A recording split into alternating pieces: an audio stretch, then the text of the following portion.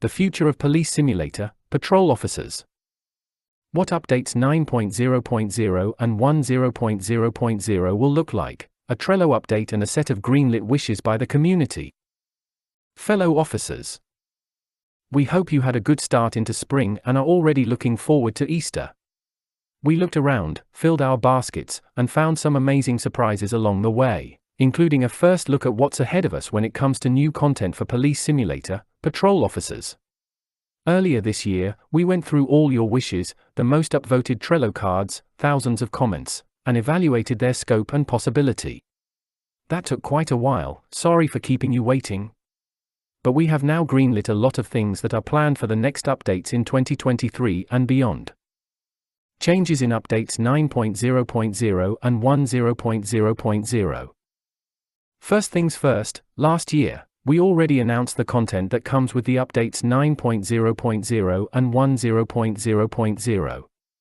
Considering the updates that will come afterwards, we decided that some changes needed to be made. Being able to tackle a suspect will unfortunately not come with the next update 9.0.0, currently scheduled to release later this month. We believe that it makes much more sense to include it in a future update together with some additional, very fitting features. No worries, tackling suspect will still come, but at a later date, smiley face. Update 10.0.0 will change completely. We're happy to announce that it is now themed around our patrol cars, which truly deserve an overhaul and additional care. With the update, you will have the ability to change your car via a garage that you can find directly in-game. Change your selection of cars in front of the precinct according to your personal preference.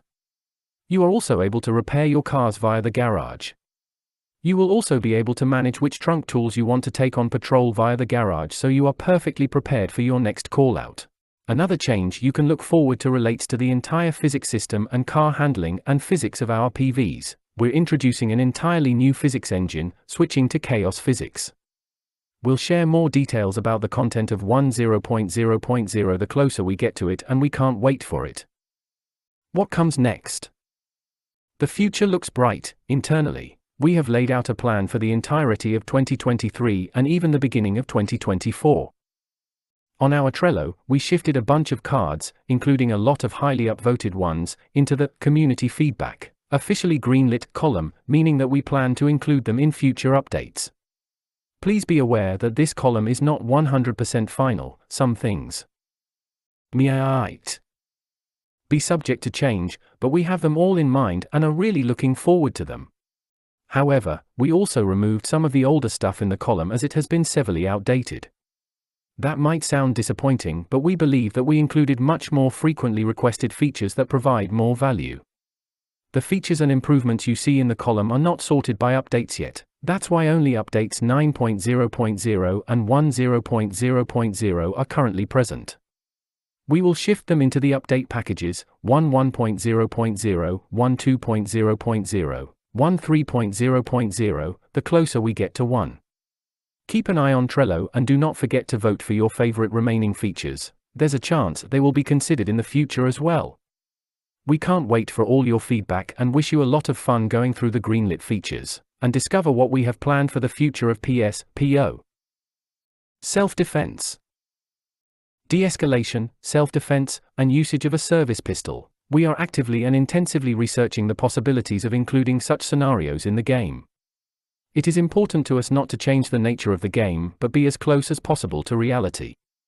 We take the matter very seriously, which is why the evaluation may take a while.